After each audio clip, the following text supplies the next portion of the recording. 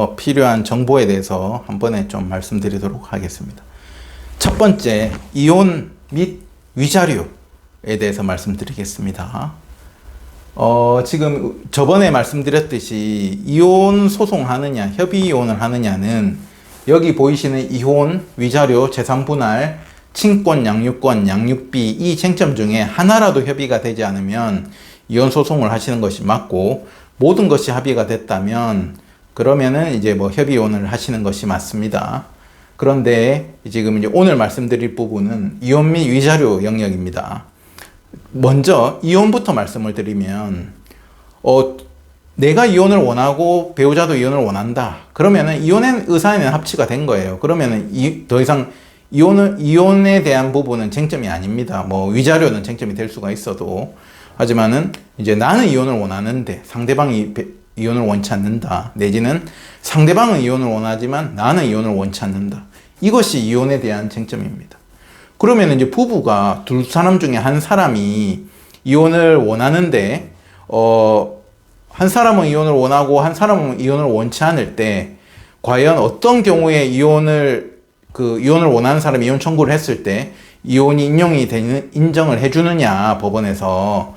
그것이 이제 문제가 되는 거겠죠. 이제 우리가 크게 봐서 여기서는, 유책주의가 있고요. 그 다음에 파탄주의가 있습니다. 그러니까 유책주의라 함은 이제 상대방의 귀책을 우리가 입증했을 때만, 상대방은 이혼을 거부하고 이혼을 원하는 쪽에서 이혼 청구를 하면서 상대방의 귀책 사유를 입증했을 때만 이혼을 성립시켜 주는 게 유책주의고, 파탄주의는 뭐 좀 약간 서구 쪽에서 그런 것처럼 유책 배우자든 아니든 서로 뭐 어떤 원인이 있든 없든 이유가 있든 없든 그냥 한쪽에서 이혼을 원치 않았을 때 그냥 두 사람이 자유로운 의사로 혼인을 한 건데 한쪽이 원치 않으면 그게 원인이 어디에 있든 뭐 이유가 있든 없든 불문하고 그냥 이혼을 시켜주자.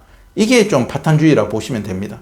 우리나라 법률은 그러면 유책주의를 취하고 있냐, 파탄주의를 취하고 있냐 관점에서 보면 명백하게 유책주의를 취하고 있습니다. 명문화되어 있고요.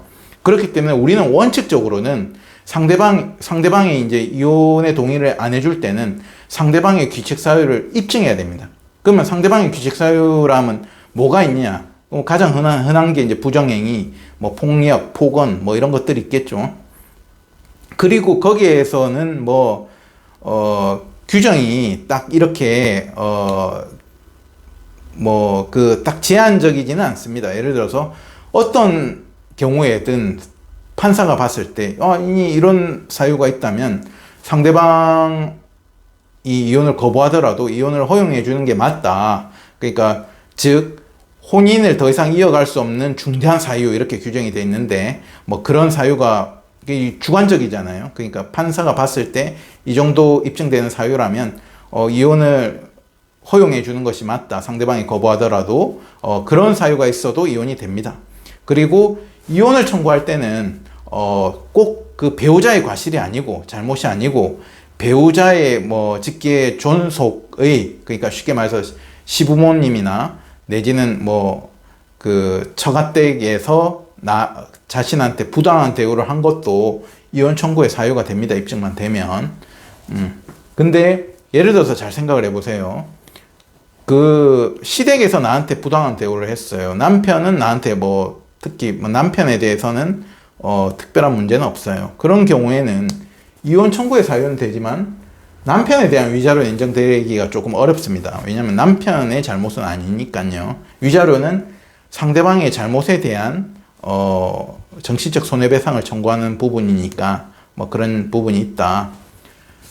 근데 이제 이혼 청구가 제가 말씀드렸듯이 법에서는 유책주의를 취하고 있기 때문에 상대방의 귀책을 반드시 입증해야 된다는 게 원칙이나, 제가 말씀드렸듯이 원칙이 있으면 뭐가 있습니까? 예외가 있죠. 예외가. 그러면은 우리나라는 엄격한 유책주의라 보기는 어렵습니다. 예전에는 엄격한 유책주의였는데 이게 이제 시대 흐름을 타고 오면서 그냥 법률은 바뀌지 않았어요. 법문에는 그대로 유책주의를 규정하고 있지만 그것을 적용하는 법원에서 좀 파탄주의에 가깝게 판단을 해줍니다.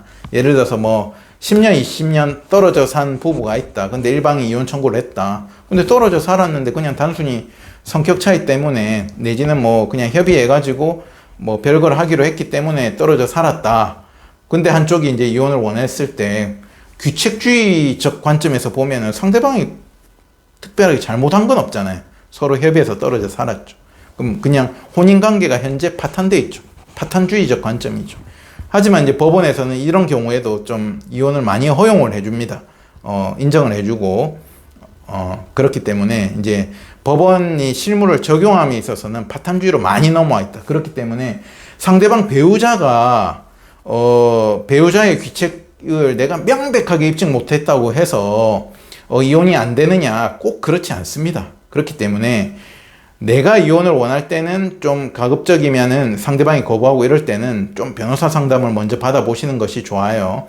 그냥 우리가 인터넷에 보는 판례에 대해서 유사한 사례는 있을 수 있지만 그 입증 정도라든지 구체적인 사례에 있어서는 동일한 사례는 없기 때문에 변호사한테 판단을 구해서 상담료를 내더라도 그 상담이라도 좀 받아보고 내가 충분하게 뭐 이혼 요구하면 되겠구나, 이 정도 증거면 충분하다, 그러면 이제 마음 편하게 이혼 청구를 하시면 되는 거고, 조금 부족하면은 변호사 상담을 먼저 받아보면은 내가 뭐 어떤 부분을 어떻게 입증해야 되는가에 대해서 좀 코칭을 받을 수 있기 때문에 그렇게 좀 전략적으로 접근하는 게 좋습니다. 특히 이혼 소송은 부부 간의 소송이다 보니까 먼저 준비하는 쪽에서 아무래도 유리한 측면이 큽니다. 그렇기 때문에 상대방한테 딱 선전포고를 하지 마시고 나 이혼할 거야, 나 이제 이혼 변호사 만난다, 내지는 이혼 소송 제기할 거야, 이래버리면 상대방도 법률가의 조언을 받고 자기가 방어 전략을 세우겠죠. 그렇기 때문에 그런 이야기 하지 말고 먼저 내가 변호사한테 먼저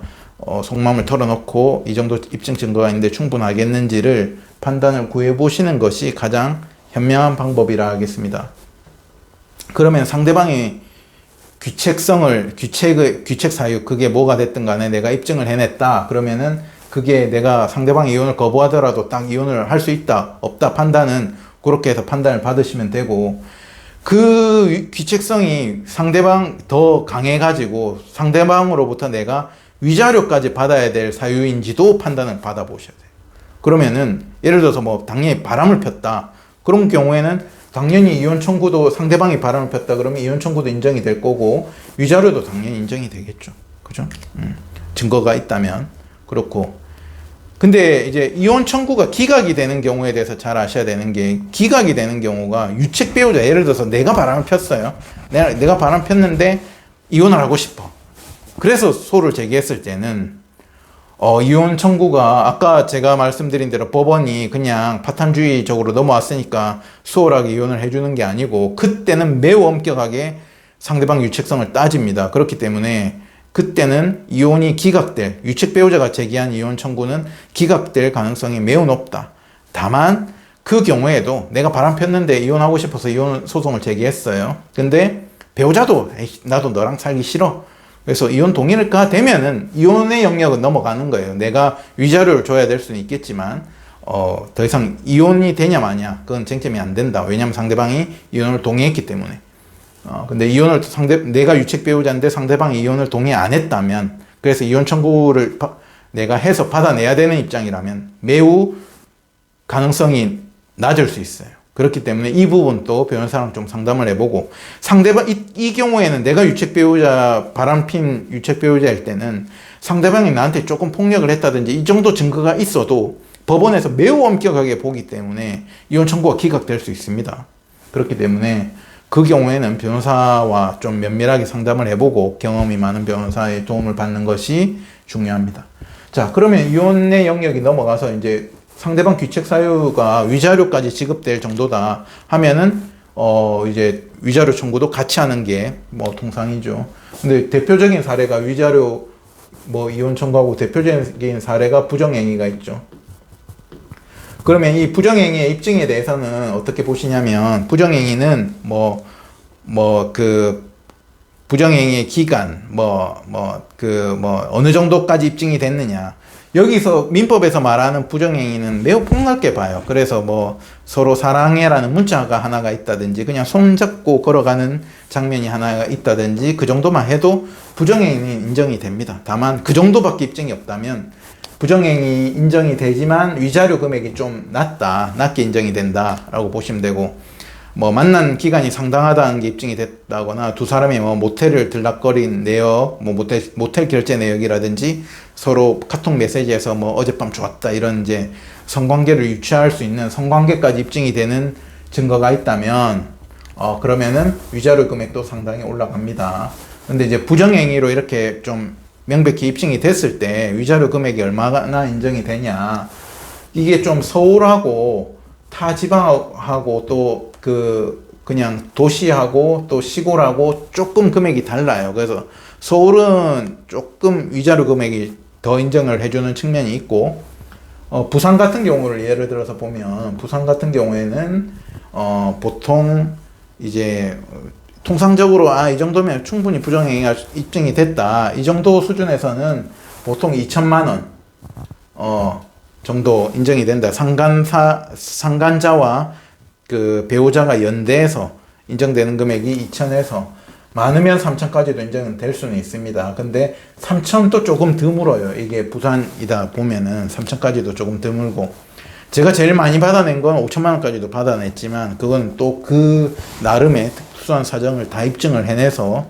받아냈던 사례고, 또 제가 역으로 피고로서 방어를 했을 때는 제일 금액을 많이 떨어뜨렸다, 깎았다, 아예 증거가 없어갖고 기각되는 거는 쉬워요. 한데 이제 부정행위는 인정이 되는데 위자료 금액을 많이 떨어뜨리는 건 또 그게 사실은 더 어렵습니다. 근데 제가 제일 많이 떨어뜨린 건 500까지도 떨어뜨리는 봤어요.